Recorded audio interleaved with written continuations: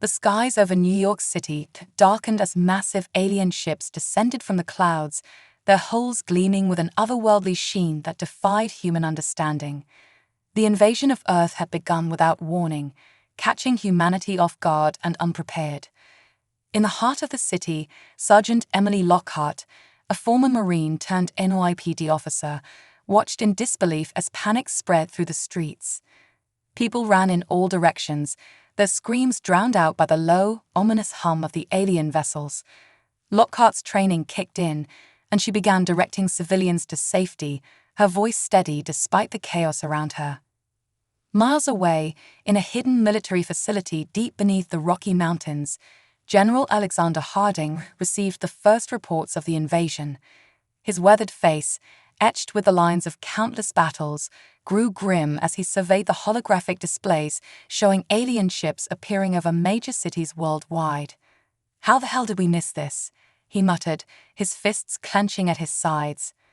A young lieutenant approached, her face pale. "Sir, we're getting reports of energy weapons being deployed in London and Beijing. Our conventional forces are," she trailed off, the unspoken words hanging in the air. Harding's jaw tightened. He had always known humanity wasn't alone in the universe, but he'd hoped first contact would be peaceful. Now faced with an enemy of overwhelming technological superiority, he realized that hope had been naive. As the alien ships began their assault, raining down beams of searing energy on Earth's defenses, a different scene unfolded in the dense forests of the Pacific Northwest. Jack Donovan, a reclusive ex-Special Forces sniper, watched the distant lights of Seattle flicker and die as the city fell under attack. His hand tightened on the custom rifle at his side, a weapon he'd hoped never to use again. Jack's dog, Max, whined softly beside him. "I know, boy," Jack murmured, scratching behind the German shepherd's ears. "Looks like retirement's over." As the alien assault intensified, humanity's formal resistance crumbled. Air forces were swatted from the sky like insects, tanks and artillery reduced to molten slag. But in the chaos and destruction, something unexpected began to take shape. General Harding, realizing the futility of conventional warfare against such an advanced enemy, made a desperate decision. "Get me every sniper, every marksman, every sharpshooter we have," he ordered. "And I mean everyone, military, law enforcement, civilians. If they can shoot, I want them." His staff looked at him in confusion, but Harding's eyes blazed with determination. "The aliens think they've won, that we're beaten, but they don't know humans. We're survivors, adaptable, and right now we need to adapt or die." As night fell on the first day of the invasion, the alien forces began to spread out from the major cities, confident in their victory. But in the shadows, in the rubble of fallen buildings, and the depths of dense forests, humanity was far from defeated. Sergeant Lockhart, having led her group of survivors to a secure location, found herself recruited into Harding's desperate plan. Her sharpshooting skills, honed in the Marines and maintained in the NYPD, would be put to the ultimate test. Jack Donovan, driven by a sense of duty he thought he'd left behind, made his way through the wilderness towards Seattle, Max at his side. His expert knowledge of guerrilla tactics and long-range elimination would prove invaluable in the coming fight. And across the globe, others like them, the hidden, the skilled, the determined, prepared to strike back against an enemy that believed victory was already theirs. As dawn broke on the second day of the invasion, humanity stood on the brink. Conventional warfare had failed, governments were in chaos, and alien forces seemed unstoppable. But in the growing light, a new resistance was taking shape, silent, invisible, and deadly. The aliens had made a critical mistake. They had ignored the potential of human snipers, dismissing them as primitives with outdated weapons. They were about to learn, at a terrible cost, just how wrong they were. In the ruins of Manhattan, Sergeant Lockhart crouched, her rifle trained on an alien patrol below. The invaders moved with an arrogance born of easy victory, their shield generators humming softly. Lockhart's finger tightened on the trigger, her breathing slow and controlled.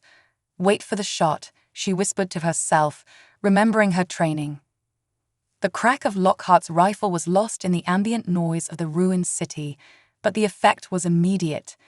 The alien officer's head exploded in a spray of viscous fluid, and chaos erupted among the patrol. Lockhart was already moving, sliding down debris and disappearing into the labyrinth of destroyed buildings before the aliens could pinpoint her location. A grim smile played on her lips. Another successful hit, another blow against the invaders. In the outskirts of Seattle, Jack Donovan was engaged in a different kind of warfare. He had gathered a small group of survivors, teaching them the art of guerrilla tactics and long-range marksmanship. Remember, he told his makeshift squad, we're not here to fight fair. We're here to survive, to hurt them, to make them regret ever coming to our planet. One of his students, a young woman named Emily who had been a competitive shooter before the invasion, nodded sullenly. How do we know it's making a difference? They still control the skies, the cities. Jack's eyes hardened. Because they're scared now. Look at how they move, always in groups, always watching the shadows. We've got them jumping at ghosts, and that's exactly what we need. As if to prove his point, an alien shuttle rolled overhead, flying erratically and much higher than necessary. The invaders were learning to fear the ground, the domain of the human snipers they couldn't seem to root out. On the alien flagship now permanently stationed in high orbit to avoid sniper fire, Supreme Commander Ziegler was facing a crisis he had never anticipated.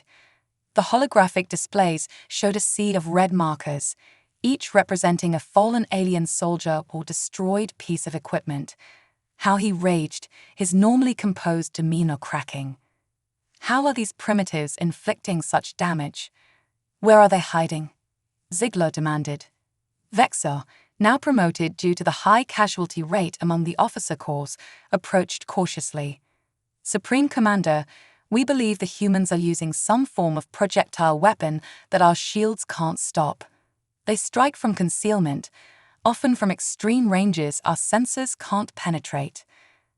Ziegler's multifaceted eyes narrowed. Impossible. No primitive species could possess such skill, such technology. It's not the technology, sir, Vexor explained hesitantly. It's their adaptability, their knowledge of the terrain. They're using simple weapons, but with extraordinary skill. The Supreme Commander's mandibles clicked in agitation. Then we will strip away their terrain, increase orbital bombardment. I want every forest burned, every ruined building leveled. Leave them nowhere to hide. As the alien assault intensified, the human resistance adapted once again. In the Rocky Mountain facility, General Harding received reports from around the globe, each telling a similar story. The aliens were getting desperate, resorting to widespread destruction in an attempt to flush out the snipers. They're playing right into our hands, Harding muttered, a hint of satisfaction in his voice. The more they destroy, the more cover they create for us. He turned to his staff, determination etched on his face. Get word to all our cells. Phase 2 begins now. It's time to take the fight to them. Across the world, snipers like Lockhart and Donovan received their new orders. The strategy was evolving, moving from mere survival to active resistance. Targets were prioritized: alien command centers, communication hubs, and most importantly, their anti-gravity engines. The war was far from over, but as the human snipers struck back, the balance of power began to shift. The invaders had come seeking an easy conquest, but they had awakened a sleeping giant, a species with an unbreakable will to survive. As the third month of the alien invasion dawned, a palpable shift had occurred in the conflict. The once unstoppable alien war machine now moved with hesitation, its operations hampered by the constant threat of invisible human snipers. In the ruins of what had once been Chicago, Sergeant Lockhart and her team huddled in the ruins of a collapsed skyscraper, their latest mission a resounding success. An alien fuel depot had been reduced to a smoldering crater with just 3 well-placed shots. We're making a difference, Sarah told her squad, her eyes gleaming with fierce pride. Every day, we push them back a little further. One of her team, a former accountant named Mike, nodded in agreement. I never thought I'd say this, but I'm glad I spent all those weekends at the shooting range. Who knew it would help save the world? Their moment of quiet celebration was interrupted by the crackle of their secure radio. General Harding's voice, tired but determined, came through. Attention all units, we've received intelligence on a high-value target. The aliens are bringing in a new weapon, something big. We need eyes on it. Chen, your team is the closest. Can you handle it? Lockhart exchanged glances with her squad, seeing the same determination reflected in their eyes. We're on it, General. Just point us in the right direction. Across the country, in the dense forests of the Pacific Northwest, Jack Donovan and his team were engaged in a different kind of battle. They had become experts in psychological warfare, using their sniper skills to keep the aliens in a constant state of paranoia.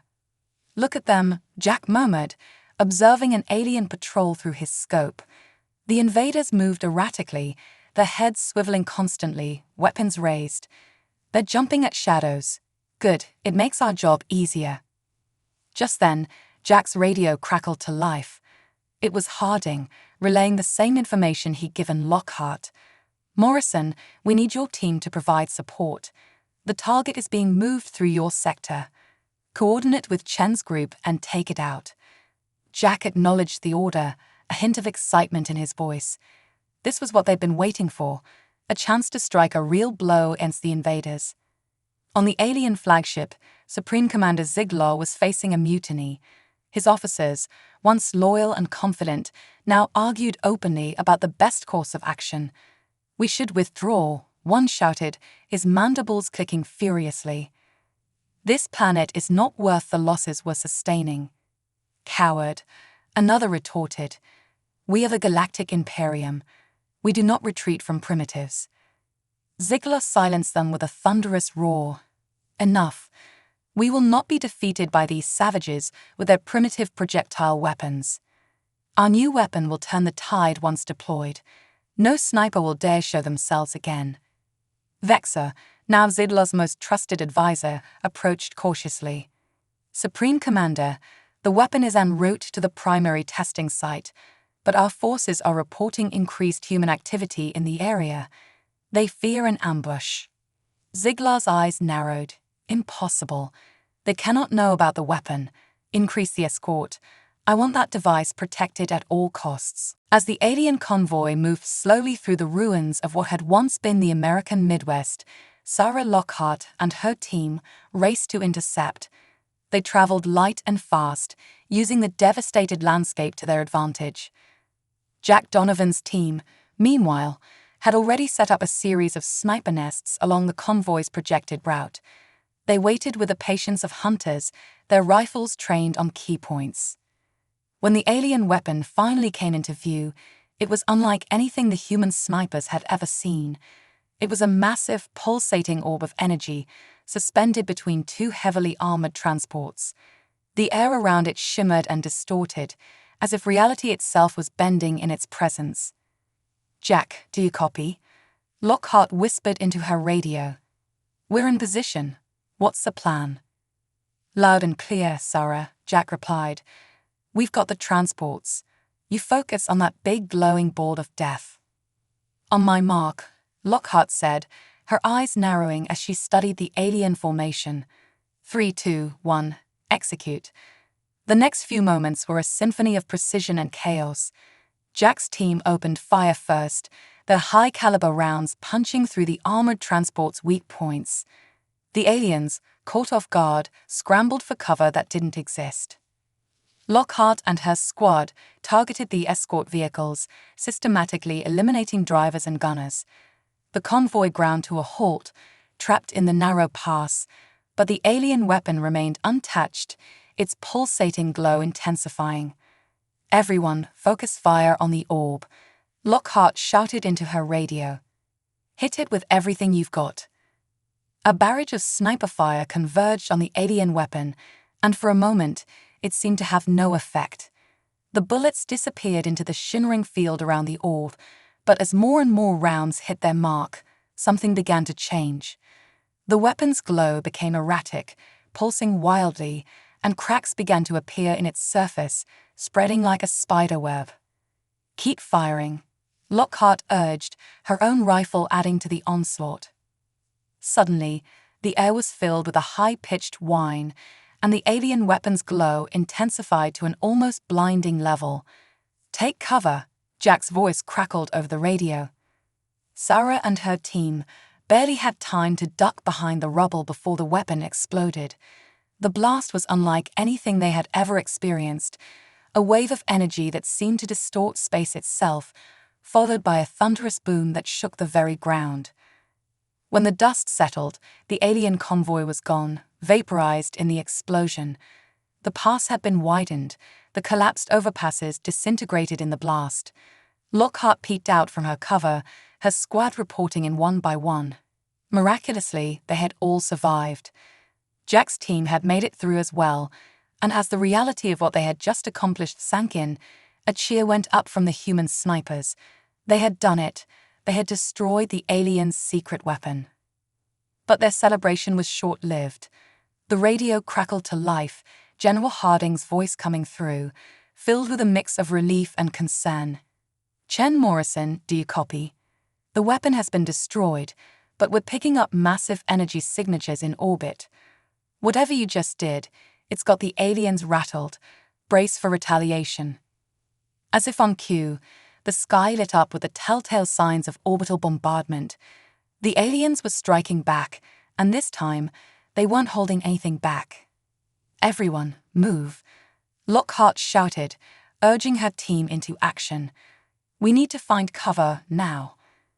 As they raced through the ruins, dodging energy blasts from above, Sarah couldn't help but feel a glimmer of hope. Yes, the aliens were retaliating with all their might, but the fact that they were resorting to such desperate measures proved one thing: humanity's resistance was working. The silent snipers were turning the tide of the war. The battle was far from over, but for the first time since the invasion began, Sarah allowed herself to believe that they might actually win this fight. The aliens had made a grave mistake in underestimating humanity, and now they would pay the price, one silent shot at a time.